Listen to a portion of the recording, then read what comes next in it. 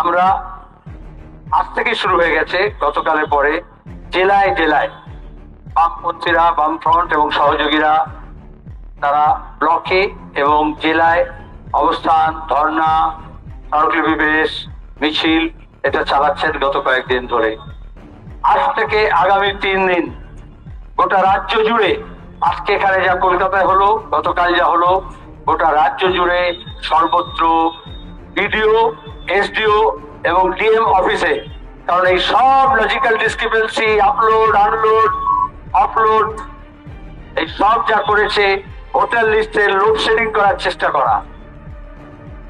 Load shedding বোঝেন তো? ডুবন্ত জাহাজ থেকে কিছু কন্টেনার ফেলে দেয়, কিছু মাল ফেলে দেয়।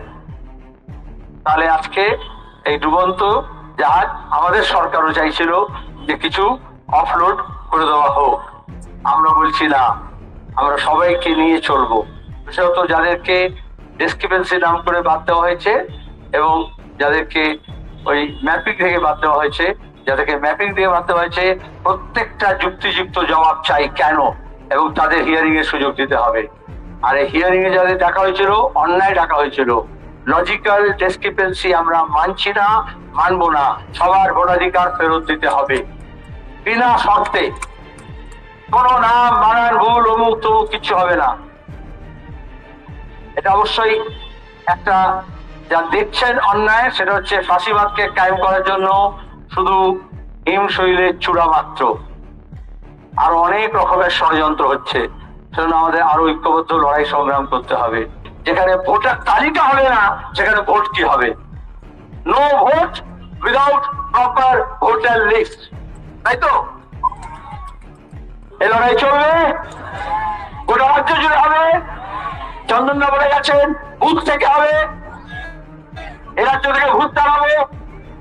এবং যাদের নামের জন্য ভোটার লিস্টে এই আশঙ্কা, ভয়, ভ্রান্তি তৈরি হয়েছে, তাদেরকে বলবো কোনো ভয় না।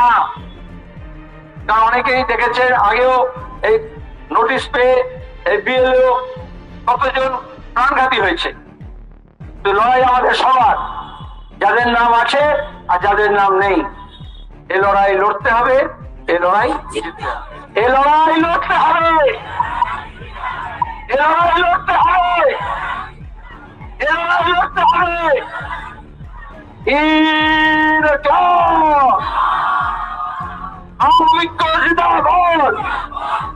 পশ্চিমবঙ্গের জনগণের ঐক্য জিন্দাবাদ। লজিক্যাল ডিসক্রিপেন্সি মানছি না।